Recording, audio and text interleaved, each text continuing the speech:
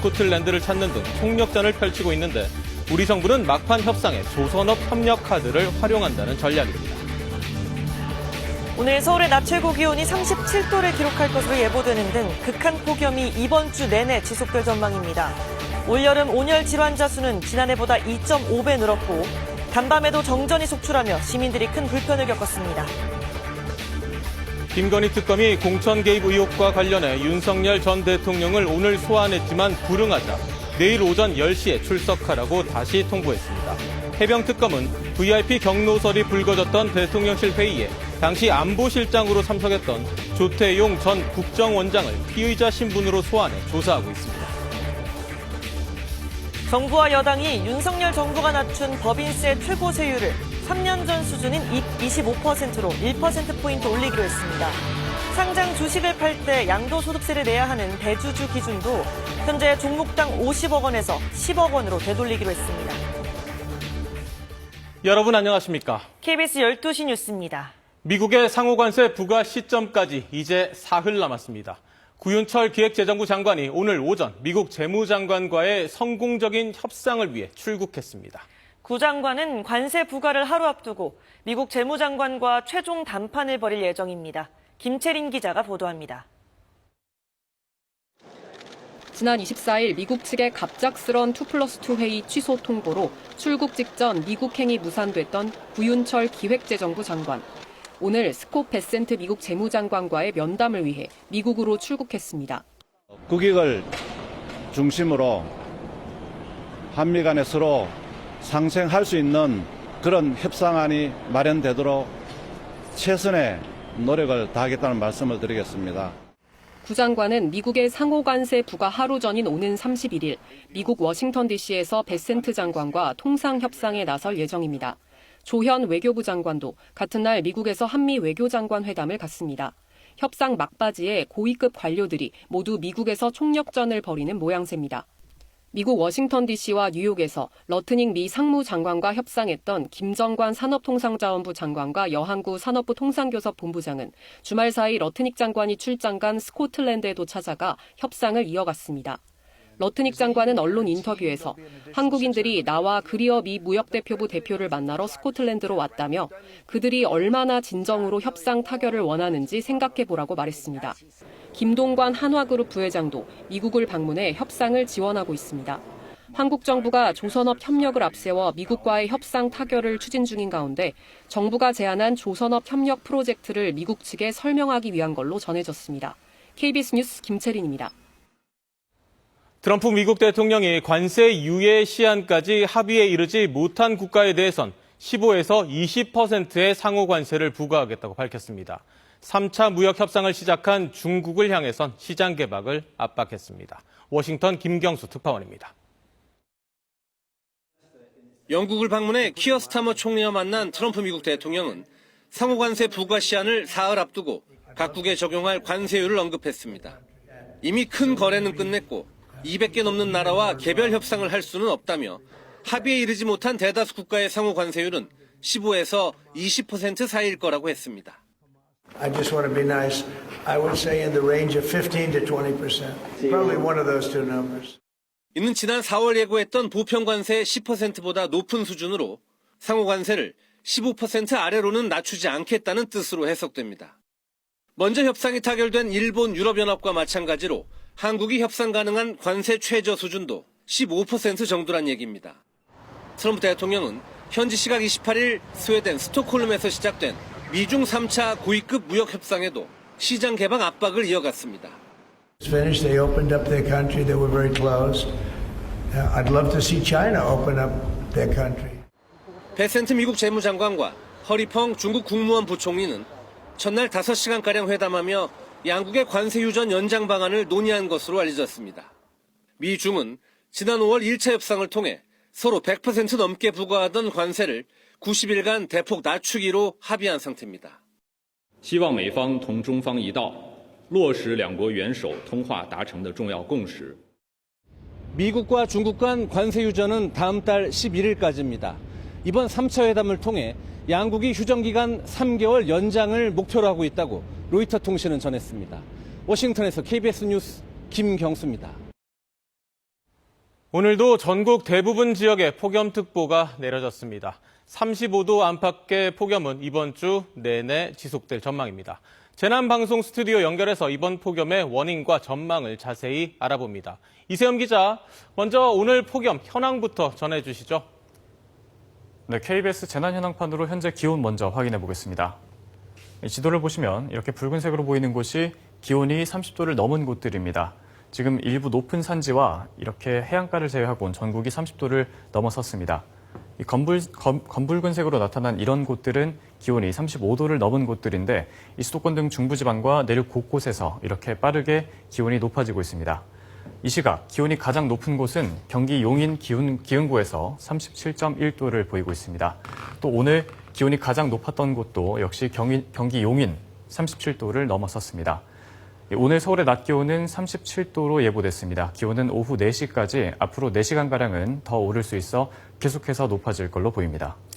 네, 참 덥습니다. 폭염특보도 계속되고 있죠? 네, 그렇습니다. 폭염특보 상황 살펴보면요. 오늘 오전 10시 내륙 중 유일하게 폭염특보가 내려지지 않았던 강원 태백시에도 폭염주의보가 발령됐습니다. 지금 전국에서 폭염특보가 발령되지 않은 곳은 이 제주도 한라산 한 곳뿐입니다. 이 보라색이 폭염경보가 그리고 분홍색이 폭염주의보가 내려진 지역인데요. 이렇게 대부분 지역이 폭염경보로 격상된 상태고요. 특히 강원 영동 등 일부 지역은 벌써 열흘 가까이 폭염특보가 이어지고 있습니다.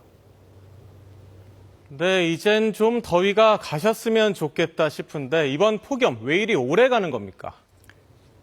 네, 먼저 위성 영상 보면서 설명드리겠습니다. 며칠째 구름이 없는 맑은 구역이 이렇게 한반도 주변 넓은 지역에 걸쳐서 나타나고 있습니다. 이 맑은 날씨를 불러오는 고기압이 한반도 상공에 자리를 잡고 있는 건데요. 이 대기 중하층에서는 이 북태평양 고기압이 서쪽으로 넓게 세력을 확장했고 그 위로는 티베트 고기압이 세력을 뻗치면서 한반도 상공을 고기압이 겹겹이 뒤덮은 상태입니다. 이 며칠 동안 이런 기압계가 유지되고 맑은 날씨가 이어지면서 계속해서 높은 기온이 나타나고 있습니다. 중부지방을 중심으로는 다음 주까지 긴 폭염일 지속될 전망인데요. 변수는 이 남쪽의 태풍입니다. 이 열대저압으로 약화됐다가 태풍으로 재발달한 8호 태풍 꼬마이가 내일 낮쯤 이 중국 상하이 부근으로 상륙할 걸로 보입니다. 기상청은 이 우리나라를 덮고 있는 고기압 탓에 이 태풍의 열기가 우리나라로 유입되기는 어려울 걸로 보고 있습니다. 다만 이번 주 후반쯤에는 우리나라가 이렇게 고기압의 가장자리에 들면서 제주도와 남서해안은 이 태풍이 남긴 비구름의 영향을 받을 가능성도 있습니다. 네, 그리고 폭염 피해도 계속해서 늘어나고 있죠. 네, 폭염이 길어지면서 피해도 계속해서 늘어나고 있습니다. 이 질병관리청이 집계한 온열 질환자 통계입니다. 5월 20일부터 그제까지 온열 질환자 수는 2,400명을 넘어섰고요. 추정 사망자는 11명으로 집계됐습니다. 지난해와 비교하면 온열 질환자는 2.5배, 추정 사망자 수는 3배에 가깝습니다. 온열 질환의 발생 장소는 농촌에서 작업장이나 생활 공간 등으로 점차 옮겨가고 있습니다. 이런 폭염엔 무리한 작업을 삼가시고 물, 그늘, 휴식 이 세 가지를 꼭 지켜야겠습니다. 지금까지 재난방송 스튜디오에서 전해드렸습니다. 폭염에 전기가 끊겨 선풍기조차 켤 수 없다면 어떠실까요? 지난 밤사이 극심한 열대야 속에 전국 곳곳에서 정전 피해가 속출해 주민들이 큰 불편을 겪었습니다.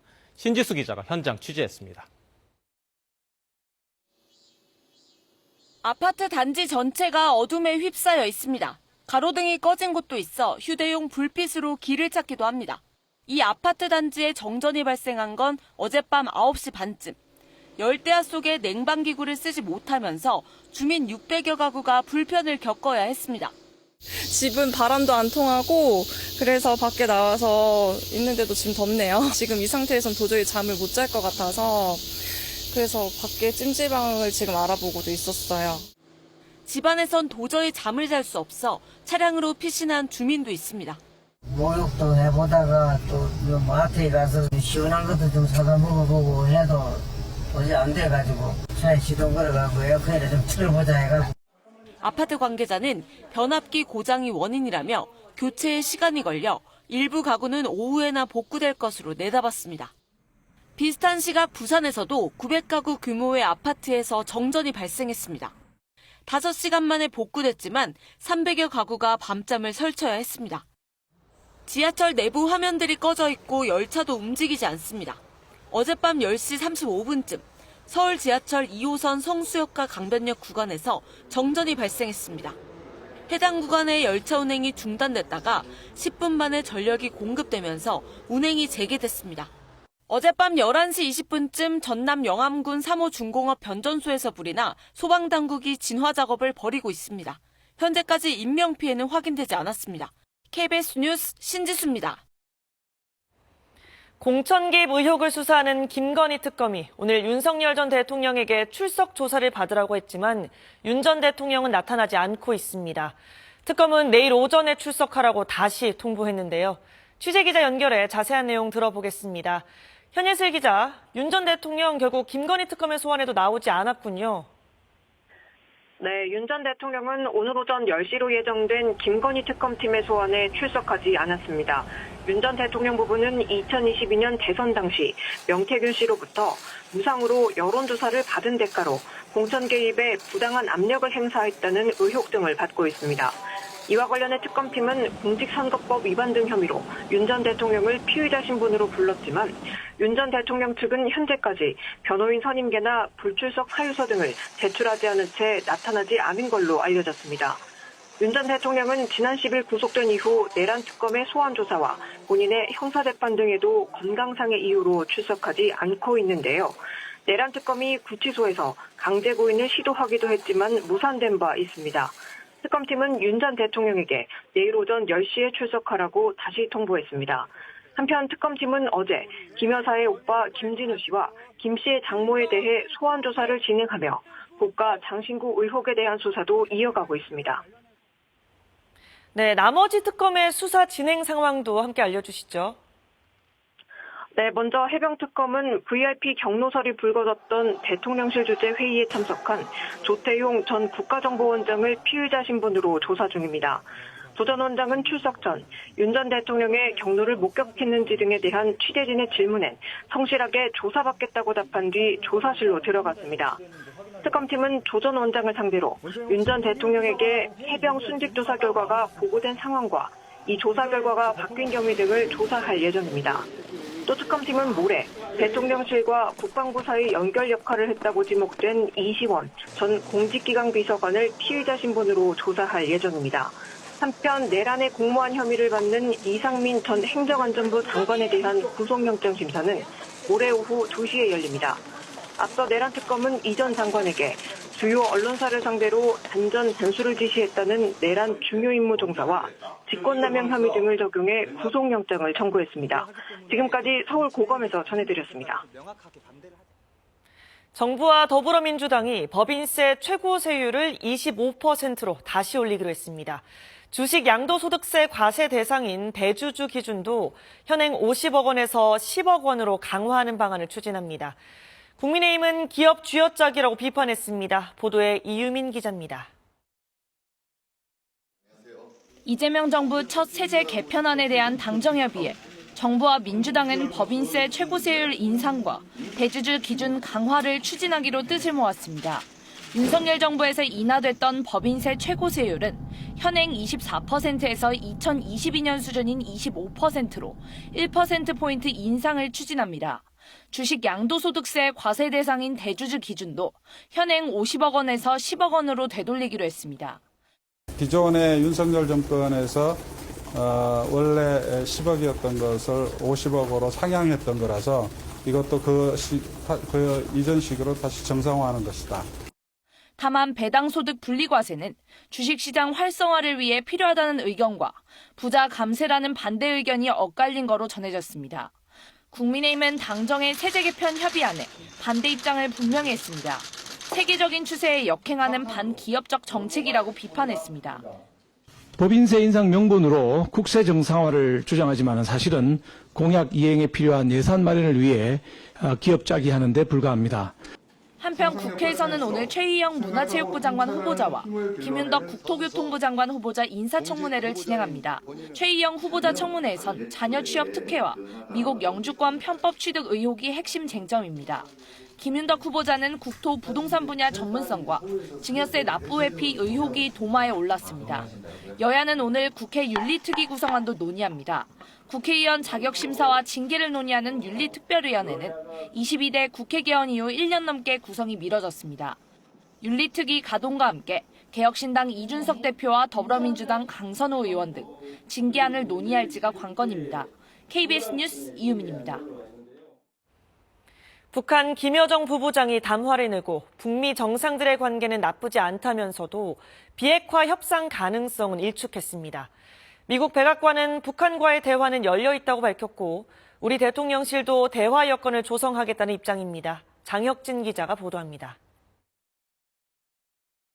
북한 김여정 노동당 부부장은 이틀째 내놓은 담화에서 향후 북미 대화에 대한 입장을 내놨습니다. 김 부부장은 먼저 북한의 비핵화 대화에 열린 입장이란 백악관 당국자 발언을 거론하면서 지금은 과거 북미 정상회담이 열렸던 2018년이나 2019년이 아니라고 밝혔습니다.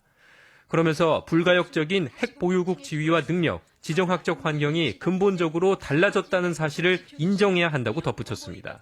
김 부부장은 북한의 핵 보유국 지위를 부정하려는 어떤 시도도 철저히 배격될 거라면서 새로운 접촉 출로를 모색하는 게 좋을 거라고 주장했습니다. 이어 김정은 위원장과 트럼프 미국 대통령 사이의 개인적 관계가 나쁘지 않다는 걸 부정하고 싶지는 않다며 이런 관계가 비핵화 목적과 한선상에 놓인다면 상대방에 대한 우롱이라고 강조했습니다. 김 부부장은 미국이 변화된 현실을 받아들이지 못하고 과거에만 집착한다면 북미 간 만남은 미국 측의 희망으로만 남아있게 될 거라고 담화를 마쳤습니다. 김 부부장의 담화는 북미 간 비핵화 협상은 없다는 그간의 입장을 재확인하면서도 다른 목적의 대화는 가능하다는 점을 보여준 거로 해석됩니다. 미국 백악관은 김 부부장의 담화에 대해 트럼프 대통령은 여전히 북한 비핵화를 위해 김 위원장과 대화하고 싶어 한다는 입장을 밝혔습니다. 대통령실은 미국과 대북 정책에 관해 소통하겠다며 북미 회담 재개를 위한 여건을 만들어 나가겠다는 입장을 냈습니다. KBS 뉴스 장혁진입니다. 국세청이 주가 조작 일당에 대한 강도 높은 세무조사에 들어갔습니다. 허위 공시나 시세 조종 등으로 부당이익을 취한 수십 곳의 법인과 경영진 그리고 기업 사냥꾼 등이 그 대상입니다. 지금까지 파악된 이들의 수법 등을 이승훈 기자가 보도합니다. 국세청에 적발된 모 법인, 중소자동차 부품 기업을 인수한 뒤 새로운 사업을 추진할 것처럼 홍보했지만 실제 노린 건 따로 있었습니다. 신사업에 대한 기대로 인수 대상 회사의 주가가 3배 이상 오르자 사들인 주식을 모두 팔아치운 겁니다. 이런 사실이 알려지면서 주가는 다시 폭락했고 결국 애꿎은 주주들만 큰 피해를 입었습니다. 게다가 해당 법인의 사주는 이 과정에서 거둔 수십억 원의 시세 차익에 대한 세금 신고도 하지 않았습니다. 기업 사냥꾼으로 불리는 A씨는 사채 자금으로 한 상장 기업을 인수한 뒤 급여나 용역비 등을 허위 지급하는 수법으로 수십억 원의 기업 자금을 빼돌린 정황이 드러났습니다. 이익이 급감한 해당 기업은 주가가 절반가량 폭락했습니다.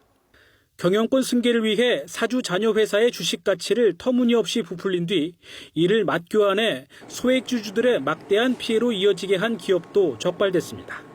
이러한 주식시장에서의 불공정 행위들로 인해 국내외 투자자들은 한국 주식시장을 외면하였고 국내 기업을 저평가하는 코리아 디스카운트 현상도 심화되어 국세청은 이런 불법 행위로 다수의 주식 투자자들에게 손해를 끼치고 세금마저 제대로 내지 않은 기업 27곳과 관련자들을 선별해 강도 높은 세무조사에 들어갔습니다. 국세청은 이번 조사에서 확인된 위법 행위를 모든 투자자가 알 수 있게끔 공시하는 방안도 검토하고 있습니다. KBS 뉴스 이승훈입니다. 소비 쿠폰 신청과 지급이 시작된 지 일주일이 지났습니다. 지금까지 집계만 봐도 받은 사람이 4천만 명에 이르고 지급 금액은 7조 원이 넘습니다. 소비 쿠폰으로 활기를 되찾고 있는 전통시장과 우리 주변 마트를 김하은 기자가 취재했습니다. 서울의 한 전통시장이 평일인데도 사람들로 북적입니다. 소비 쿠폰을 쓸 수 있다는 안내문이 시장 곳곳에 내걸렸습니다. 소비 쿠폰이 풀리면서 시장 상인들은 요즘 일할 맛이 납니다. 주말 동안 평상시 매출보다 한 25%에서 30% 많이 늘었습니다. 진짜 기분 좋죠. 계속 이랬으면 좋겠어요. 편의점 업계에도 훈풍이 불고 있습니다. 소비 쿠폰으로 돈을 쓰는 사람들이 늘면서 편의점 업계도 이렇게 생필품을 중심으로 할인 행사에 나서고 있습니다. 같은 편의점이라도 연매출 30억 원을 기준으로 어디는 되고 어디는 안 되다 보니 손님들 문의도 부쩍 늘었습니다. 그 소비 쿠폰 쓸 수 있어요? 직영점에서는 사용이 안 되시고요. 일반 가맹점에서는 다 사용 가능하세요. 소비 쿠폰 지급 일주일 만에 우리 국민 10명 중 8명 꼴인 4천만 명 가까이 신청해 7조 1천억 원가량 지급된 걸로 집계됐습니다. 2020년과 2021년 코로나 지원금 때에 비해 신청률이 각각 24%와 10%포인트가량 더 높습니다. 경기 부양 기대감도 커지고 있습니다. 중소기업 중앙회 조사 결과 소기업과 소상공인 81%가 소비 쿠폰 지급으로 내수 활성화 효과를 기대한다고 답했습니다. 저거 소비 쿠폰 나오면 사야 되겠다는 생각이 들었죠. 첨가물 이제 천도복숭아도 사고. 신청 첫 주에 적용됐던 요일제가 해제되면서 이번 주부터는 온오프라인 양쪽에서 출생 연도에 상관없이 소비 쿠폰을 신청할 수 있습니다. KBS 뉴스 김하은입니다. 이재명 대통령이 계속되는 산재 사망 사고 근절을 위한 대책 마련을 주문했습니다. 오늘 국무회의에서 이 대통령은 특히 최근 사고가 발생한 포스코 ENC를 강도 높게 질타하기도 했습니다. 이 소식은 방준원 기자가 전합니다. 산재 사망 사고가 잇따랐던 SPC 공장을 찾아 현장 간담회에 나섰던 이재명 대통령. 오늘 국무회의에선 산업재해 문제를 안건으로 올려 대응책 마련에 나섰습니다. 고용노동부 등 주무부처 장관에는 직을 걸고 대책을 마련하라고 주문하기도 했습니다. 최근 연이어 사고가 발생한 포스코 ENC의 경우 직접 사례를 들며 강하게 질타했습니다. 살자고 돈 벌자고 간 직장이 전쟁터가 된 거 아닙니까? 어떻게 동일한 사업장에서 올해만 5명이 일하다 죽을 수 있습니까? 최근 상수도 공사 중 맨홀에 들어가 작업자가 숨진 사고도 언급했습니다. 똑같은 장소에서 똑같은 사고가 발생하는 것은 아주 심하게 얘기하면 법률적 용어로 미필적 고의에 의한 살인 아닙니까? 이 대통령은 안전은 당연한 의무지 비용으로 생각해서는 안 된다며 돈보다 생명이 귀중하다는 생각을 모든 영역에서 되새겨봐야 한다고 강조했습니다. 그러면서 후진적인 산재를 영구적으로 추방해야 한다며 올해가 산재 사망 근절의 원년이 될 수 있으면 좋겠다고 말했습니다. SPC가 현장 간담회 후 8시간 이상 야간 장시간 노동을 없애기로 결정한 데 대해선 늦었지만 다행이라며 신속한 조치 이행을 당부했습니다. 오늘 국무회의는 국무위원들의 입장과 국민의례, 이 대통령의 모두 발언과 토론 내용 등이 처음으로 실시간 중계됐습니다. KBS 뉴스 방준원입니다. 부모 중 두 번째 육아휴직자에게 한시적 특례로 지급된 육아휴직 급여를 뜻하는 아빠 보너스제 급여가 일반 육아휴직 급여와 동일하게 인상됩니다. 정부는 오늘 국무회의에서 고용보험법 시행령 일부 개정령안을 심의 의결했습니다. 지금까지는 아빠 보너스제로 육아휴직을 3개월 사용한 근로자가 남은 15개월을 쓰면 월 최대 120만 원씩 1,800만 원을 받을 수 있었지만 앞으로는 4에서 6개월 차는 월 최대 200만 원, 7개월 차 이후는 월 최대 160만 원이 적용돼 최대 2,500만 원 이상을 받게 됩니다. 기후환경 뉴스 기후는 말한답니다. 기록적인 폭염이 계속되고 있는 가운데 국가보훈부는 폭염에 취약한 고령층 국가유공자 500명을 찾아가 건강과 냉방 상태를 점검하기로 했습니다. 보훈부는 다음 달까지를 여름철 취약계층 국가유공자 집중 지원 기간으로 지정하고 삼계탕 배식과 자택 방문 검진, 선풍기와 여름 이불 지원 등을 제공한다는 계획입니다. 식품의약품안전처가 미세먼지 차단 기능이 부족한 마스크 4종에 대해 판매 중단 명령을 내렸습니다. 식약처는 시중에 유통되는 보건용 마스크, 비말 차단 마스크 등 240개 제품을 수거해 검사한 결과 보건용 마스크 4개 제품이 부적합 판정을 받았다고 밝혔습니다. 이들 마스크는 황사, 미세먼지 등 유해물질 차단 성능과 비말 등 수분의 침투를 지연시키는 성능 등에서 부족한 것으로 나타났습니다. 중국도 이상기후 현상으로 몸살을 앓고 있습니다. 사막에 큰 비가 내리는가 하면 1년 강수량의 60%가 단 나흘 사이에 쏟아지기도 했습니다. 베이징에서 김민정 특파원이 보도합니다. 모래사막 위로 굵은 빗줄기가 떨어집니다. 드넓은 초원은 곳곳이 물에 잠겨 호수처럼 변했고 기마 공연을 보려던 관광객들은 비바람을 피해 지붕 아래로 몸을 숨깁니다. 평소 건조한 내이멍구 지역에 최근 나흘간 한 해 강수량의 60%가 쏟아졌습니다. 内蒙古呼和浩特周边都出现了这个250毫米以上的这个特大暴雨，那么造成了比较极端的这样一个雨情。 강한 대류